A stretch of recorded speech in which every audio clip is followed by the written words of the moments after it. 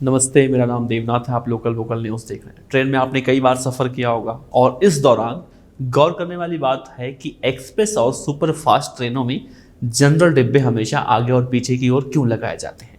ऐसे में आपने कभी सोचा है कि जनरल डिब्बे आगे और पीछे ही क्यों लगाए जाते हैं, या ट्रेन के आखिरी डिब्बे में क्रॉस का निशान क्यों होता है, कुछ इस तरह का ऐसे, या फिर ट्रेन के डिब्बों में एलवी का क्या मतलब होता है। पहले तो हम आपको बताते हैं कि अभी हाल ही में एक आदमी ने सोशल मीडिया पर एक पोस्ट शेयर किया था, जिसमें उसने सवाल पूछा था कि 24 डिब्बों की ट्रेन में सिर्फ 2 ही डिब्बे जनरल के आगे और पीछे क्यों लगाए जाते हैं। ऐसा इसलिए क्योंकि ट्रेन अगर कहीं ठुक गई तो मरेगा गरीब ही।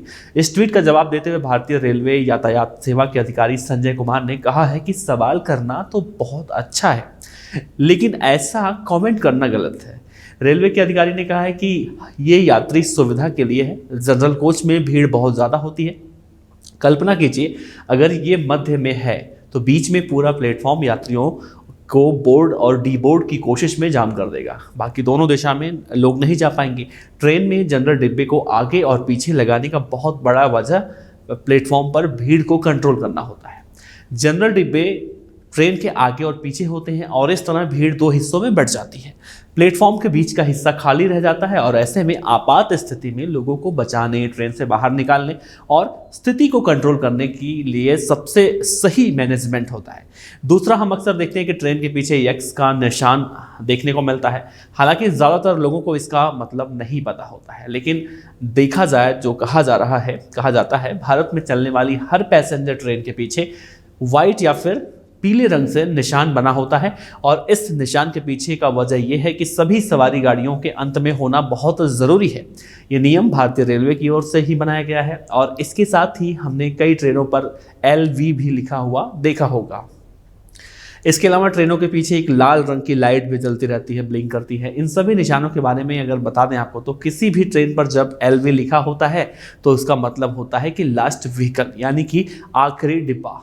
ये LV हमेशा X के निशान के साथ ही देखने को मिलता है।